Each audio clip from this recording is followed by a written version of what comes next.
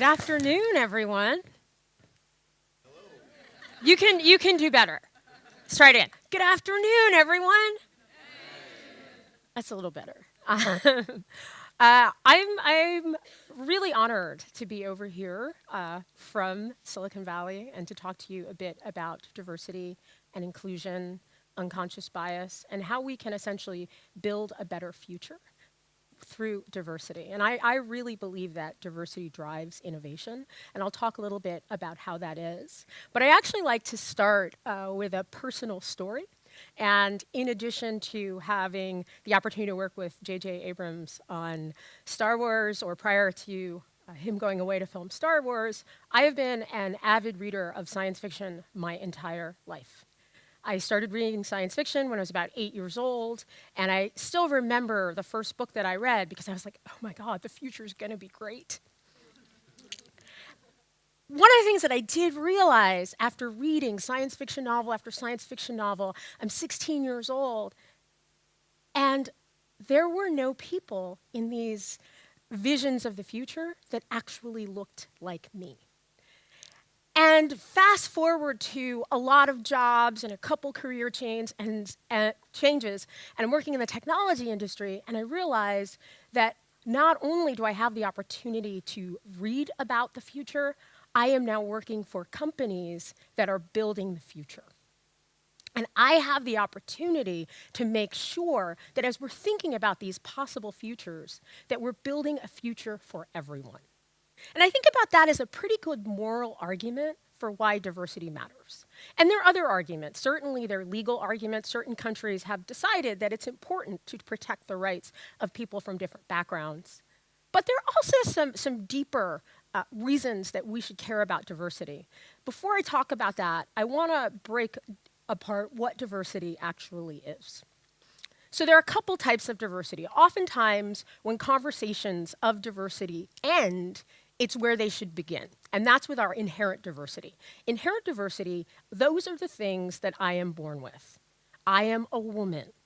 I am Black. I was born in the United States. I was born with those things. But there's another type of diversity that's just as important. That's acquired diversity. So you can imagine, someone who was born in the same place as someone else may have learned multiple languages, may have discovered that they solve problems best when they work with their hands. Someone else may have been a ballet dancer before learning to code. That's the acquired diversity. And both of these are essential. In fact, we can think about inherent diversity as unlocking the power of acquired diversity. So when we say we want to actually hire the best people for a role, what we're really saying is we want to hire you for that unique set of skills, what makes you unique, those experiences that are going to make you successful. Now, there's a researcher by the name of Catherine Phillips, and what she's found is that if I come into a room and I perceive everyone as looking just like me, having the same background, we as human beings have this tendency toward consensus. So that means that I then moderate my behavior so that I don't express as much of that acquired diversity.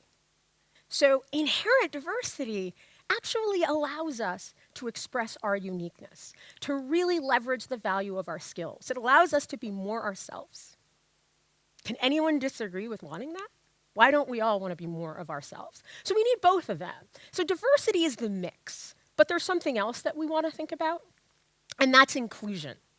Now, a lot of you may have heard the term being inclusive. We want to be inclusive. We want to make our organizations inclusive. But it's actually really important that we go a step beyond that. It's not just enough to invite people to the table and say we were being inclusive. We have to make sure people feel included. So I have a picture of a pub, a bar. One of the things that happens in Silicon Valley is a lot of our social events end up in a bar.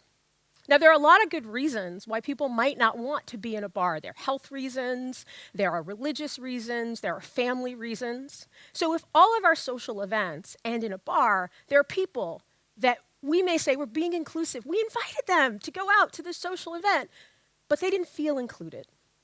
Another example of this is when I started at Dropbox, a woman reached out to me. She just returned from maternity leave. She was on the finance team, and she was the only woman on a small team of 7 people.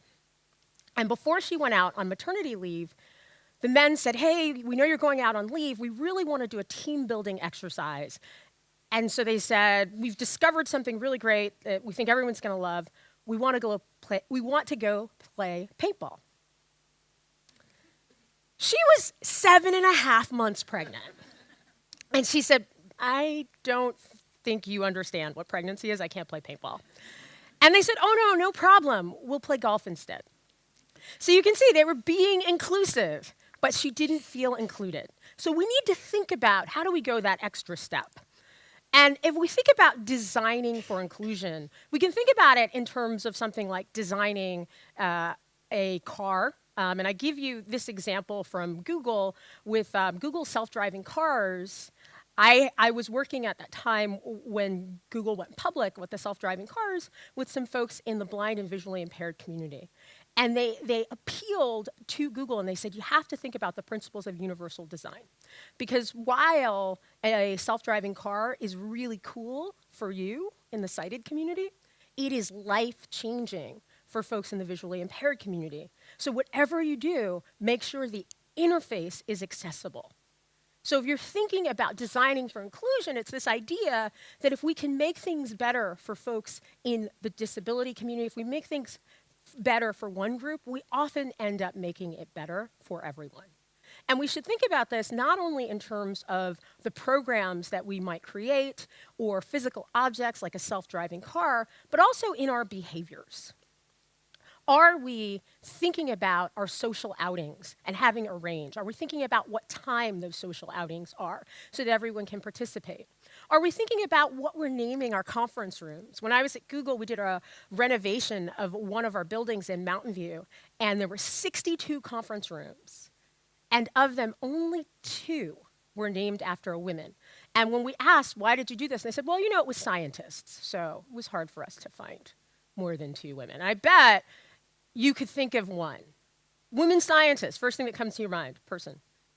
That's right, Marie Curie was definitely one of them, right? And we said to them, work a little bit harder. And they said, well, we can't do it, it's really hard.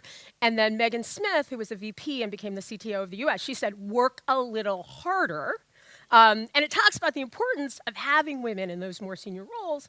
And lo and behold, they were able to make 32 of the conference rooms named after women, including Katherine Johnson, who just received the Presidential Medal of Freedom, right? So thinking about designing for inclusion, it's not just a product, it's also the environment and the culture. One of the things that actually gets in the way is our unconscious or implicit biases. And I use those terms pretty interchangeably. And this is a definition that I like to use. Our unconscious biases are blind spots that are caused in errors in the way that our brains process data. Right? So in a lot of ways, we can think about it as a bug in our code. We all use shortcuts or heuristics to solve problems. And sometimes these shortcuts lead us to make less objective decisions. Biases in and of themselves are neither negative nor positive, right? These are shortcuts. But the effects that they have can be quite negative or positive. Why we have these biases is I want you to think back to our ancestors, a small hairless ape evolving on the African savanna. This is not the biggest animal, it's not the fastest animal, does not have the biggest teeth or the sharpest claws. So you could not imagine if you started out with this animal on the left, that one day it would be the apex predator and take over the world, and suddenly it'd be juggling this many devices. But what we did have was our ability to process a lot of information very quickly, to band together with groups that we perceived as like ourselves, and to move forward. So the things that actually enabled our success, that allowed us to get from here to here, now that we live in a much more complex and arguably safer society, are causing us to lose out on giving opportunities to folks who are different from us. And a lot of times when we talk about bias, we do talk about negative bias. We think, oh, this person might think negatively of women or immigrants or people of color. But the more subtle biases that most of us have is a similarity bias. We tend to, as human beings, have preferences for people that we perceive as like us. So if I think about this, one of my particular biases is I went to a particular college. I love my alma mater. And so whenever I get a resume of someone who went to my alma mater, I suddenly project all of my positive feelings on this person. And I'm very excited, and I'm thinking about how we're going to have this great conversation. They come in, I'm feeling really good. And I have to take a step back and remind myself that there were actually a lot of people I did not like who went to the same alma mater. So if that just like me is my filter, that's a problem. But in Silicon Valley, in particular, we see a lot of that like me bias. And if we think about the founding myths of a lot of companies, it's two guys who went to the same school. And then they hire their friends. And then they hire their friends. And the next thing you know, you have a company that is 13% women. And you wonder what happened. Because these are folks who are good people. Right? They recycle. They vote liberal. They would never vote for Brexit. How could they possibly do this? Well, it's because there are certain times when our biases are more likely to fire. And that is in times of stress. So when we perceive the stakes to be very high, when we don't have enough time, when we don't have adequate information. So you can imagine you are starting a business with VC funding. Oh my gosh, all of these things apply. So we're more likely to default to our biases. The problem is that once this happens, it's really hard to unpack. Now, how many of you have seen Silicon Valley, this show? Okay. So for those of you who don't know, this is a representation of a HBO show, Silicon Valley. Silicon Valley actually got a lot of flack because they represented this world which had no women in it when they thought about the tech industry. And the response that they said was, well, there are no women in the tech industry. And certainly there are some structural challenges. We could cite the data that the peak of women software engineers was about 35% back in 1985, and it's declined to now we see about 14%, although I think that was in 2010, about 14% of young women studying computer science. And I think it is starting to go up, right? So you can say that that's a structural problem.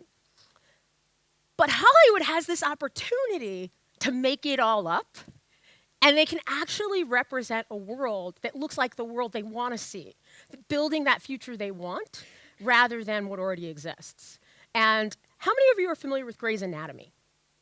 Okay, so everybody's seen this show. What's interesting about Grey's Anatomy is Shonda Rhimes has set this standard where she says, I am normalizing what you see on TV. And there's something called the Grey's Anatomy effect. And she said that she has actually seen a difference, this has been shared with medical schools in the number of women becoming surgeons since Grey's Anatomy. And if you think about it, now they are graduating the first class of young women who went into medical school just as Grey's Anatomy was starting. So Hollywood has this real opportunity. But Hollywood also has some real challenges, and that's why JJ's work is so important, where if we were to look at the television shows that were directed in 2015, only 1.7% of episodic television in the US was directed by women. So it's no surprise that this is how Hollywood represents the tech industry. Now, why should we care about this? Remember that idea of building a future for everyone? Sometimes we miss when we don't have the right type of diversity. So when YouTube released its iOS uploader the first time, they had a problem. And about 5 to 10% of the videos were uploading upside down. So I'm going to invite you to take out your cell phone. Imagine that you are going to take a video. Usually, people hold their cell phones with their index finger near the power button, and then they rotate it to take a video. Unfortunately, if I'm left-handed, I'm not going to rotate it that way.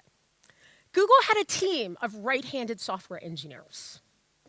And so they didn't ask the right question. Sometimes our unconscious biases create those blind spots. So we can create a product that is not as strong as it might have been. Right? So we need to ask different questions. Before I move to the next slide, how many of you heard about Facebook? Everybody's heard of this company, Facebook. How many of you have heard of Orchid? Okay, I see 3 people literally raising their hands. Orkut was a social network that Google debuted on January 24th, 2004. Facebook actually didn't appear until February 4th of the same year. And Facebook was a closed network for 4 years. In 2008, when Facebook finally opened up, Orkut was the most used social network in Brazil and in India. And in 2014, when Google sunsetted Orkut, Facebook had grown to make $13 billion in revenue and almost $3 billion in profit. So because at Google, they had the blind spot to say, you know that signal that we're getting from India and Brazil about what the future might be, or who is looking at the future? We're not going to pay attention to that. That's not important. We're a search company. So what Google lost out on was a $3 billion opportunity. Right? Again, blind spots created by bias. Now, one of the things that we can do to work on this is to change some of our fundamental ideas. A lot of tech companies for a long time have said, we really need to think about culture fit. And what culture fit means, honestly, is, do I want to have a beer with that guy at the pub? And for a lot of people who are different, who don't fall into those like me categories, the answer is no. But that doesn't help us. That allows us to have the same tools to solve the same problems.